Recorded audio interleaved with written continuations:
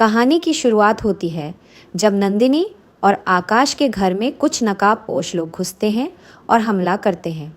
आकाश और उसके परिवार के सदस्य भयभीत हैं कि कहीं उनकी दादी को नुकसान न पहुंचे। आकाश तुरंत पुलिस को सूचित करने का निर्णय लेता है।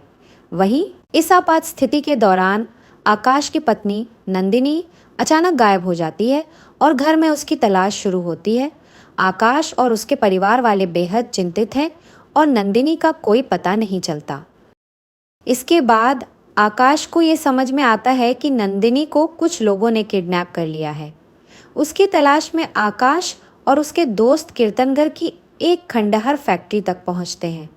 इसी दौरान आकाश को एहसास होता है कि फाल्गुनी अम्मा और फूली, जिन्होंने पहले आकाश के घर में मेहमान के रूप में शरण ली थी, शायद इस घटना में शामिल हैं। आकाश को संदेह है कि उन्होंने ही नंदिनी को गायब किया है।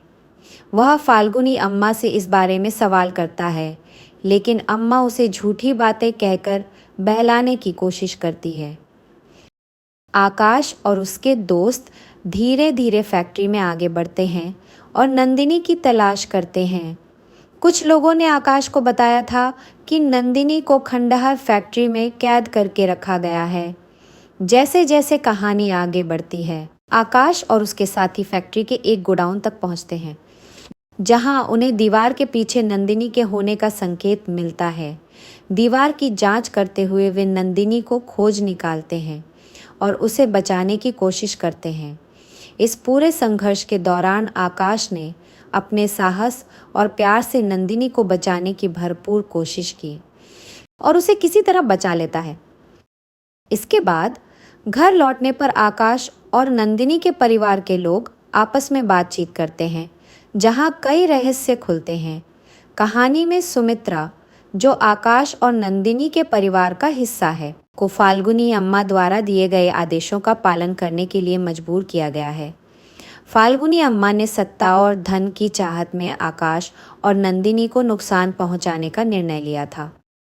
फाल्गुनी अम्मा अपने को परिवार की असली मुखिया मानती है और वह अपने आप को सर्वोपरि साबित करना चाहती है।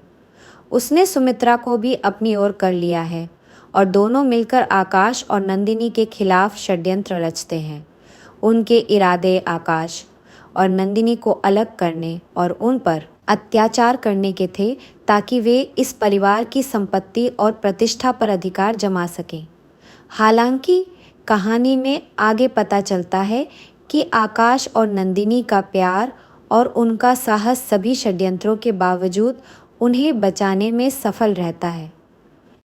कहानी के अंत में नंदिनी को एक अन्य गांव के लोग सड़क पर बेहोशी की हालत में पाते हैं और उसे अपने घर पर ले आते हैं। नंदिनी को जब होश आता है तो उसे पता चलता है कि वह 10 दिनों से बेहोश थी।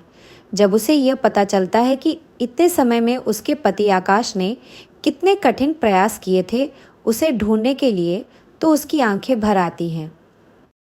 पूरी कहानी में पारिवारिक संघर्ष, सत्ता की लालसा, प्रेम और साहस की एक अनूठी छवि प्रस्तुत की गई है।